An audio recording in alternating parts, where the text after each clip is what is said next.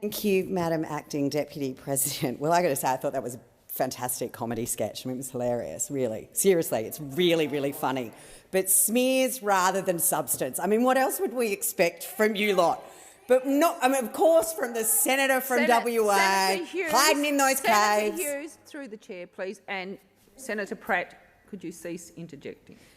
The author of today's MPI, through you, Madam Deputy Chair, hiding in those caves, under the doonas, making sure there's no COVID in WA, because thank goodness there's not, because the hospitals can't cope over there already. I mean, you guys are in so much trouble and you don't even have a COVID case. Can you imagine if, like the rest of Australia, COVID actually came to WA? But I mean, let's be honest, you guys couldn't cope.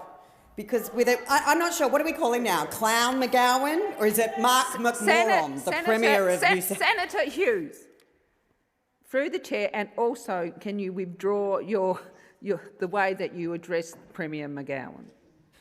I withdraw, but as similar to those opposite were quoting from the newspaper earlier, I have similarly read those terms in the newspaper. I'm not 100% sure. Senator Hughes, just so for all other people that wish to contribute, I did draw Senator Pratt's attention to the President's ruling around unparliamentary language, and simply quoting from an article doesn't mean that you are excused from unparliamentary language, rules around unparliamentary language.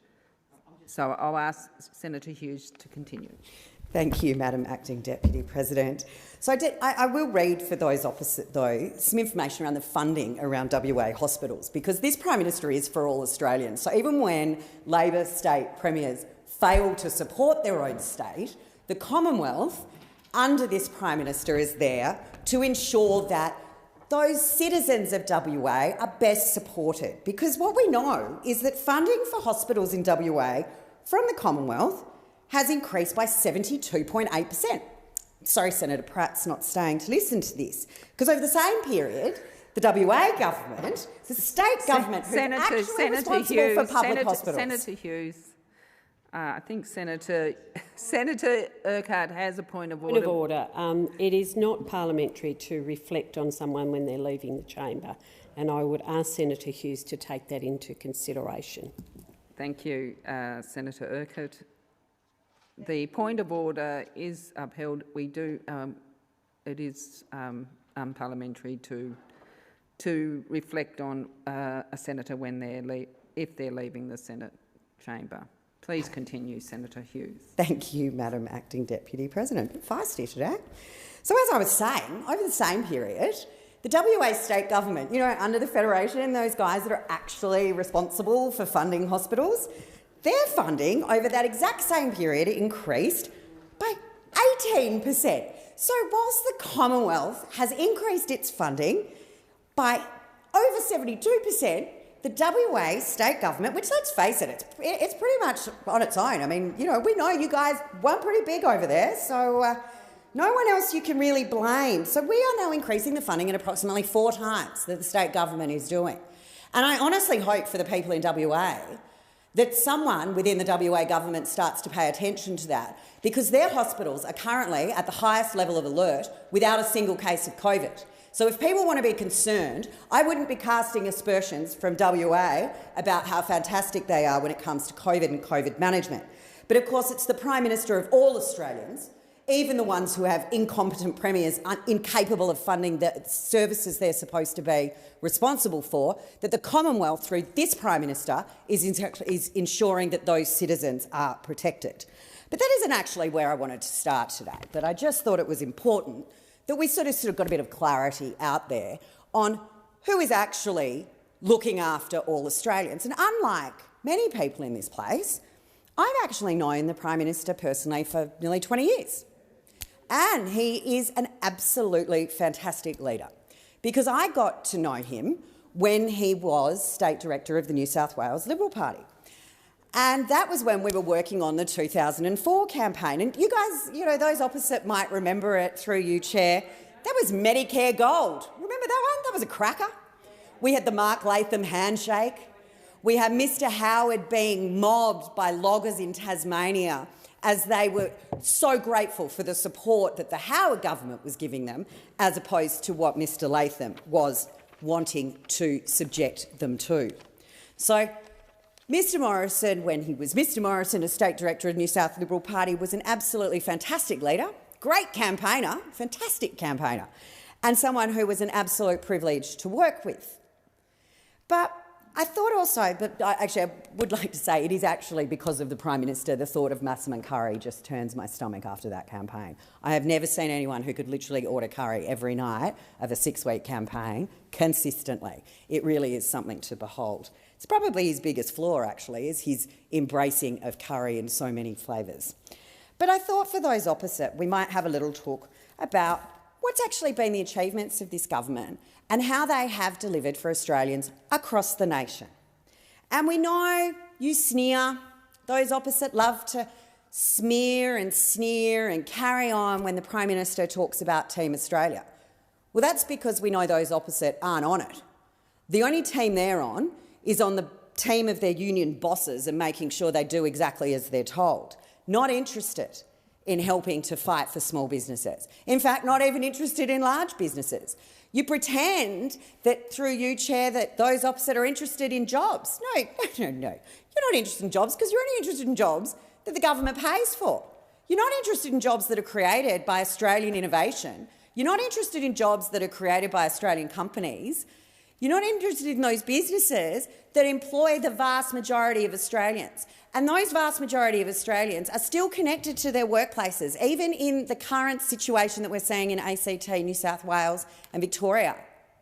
These people are still connected to their jobs, and that's because of the introduction of JobKeeper, and that kept them together, and they were there. But it was never a permanent solution, and those opposite were claiming we'd fall off the economic cliff, but guess what?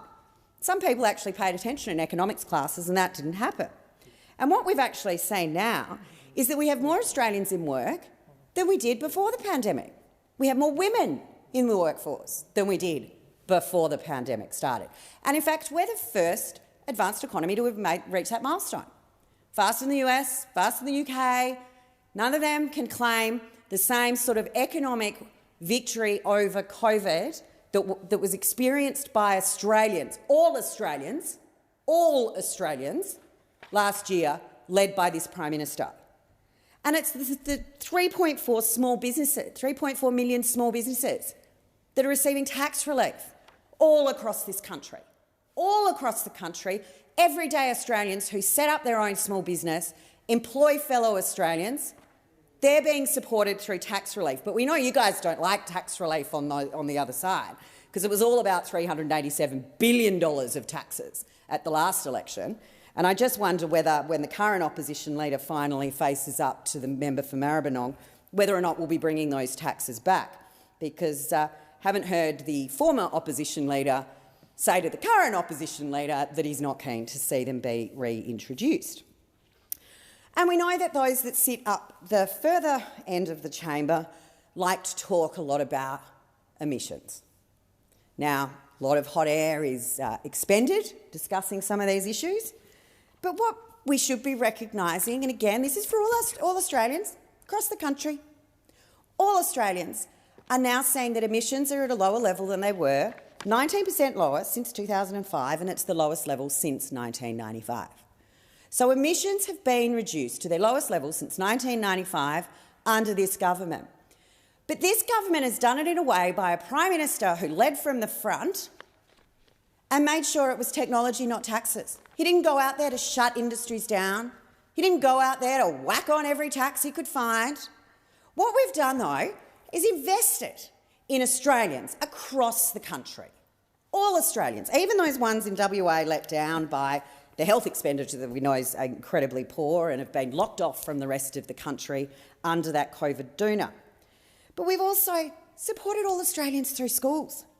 There is an increase from 2014 to 2021 of spending for schools has gone from $13.8 billion to $23.4 billion. That is a significant increase in expenditure in education, which is, again, I mean, for those that have read the Constitution, the responsibility of state governments. But the federal government, the Commonwealth government, led by this Prime Minister, is ensuring that every Australian is well supported, even when their premiers can't do their job.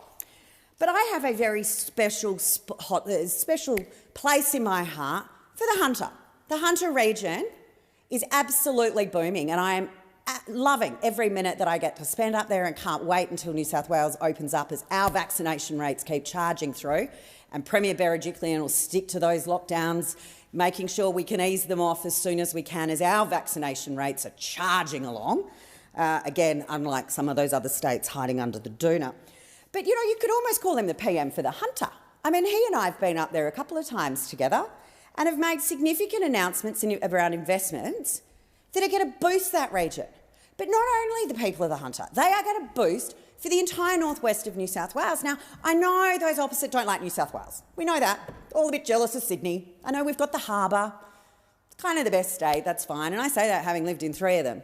But, you know, the Hunter region, open up the whole northwest region. We've just spent $66 million investing in Williamtown Airport, not only for the Defence Force, not only securing those jobs, but to ensure Newcastle can open up as an international destination once borders open up. I mean, let's be honest, New South Wales are probably going to be going to London before they're going to Perth, the way things are going at the moment. And soon you'll be able to fly from Newcastle.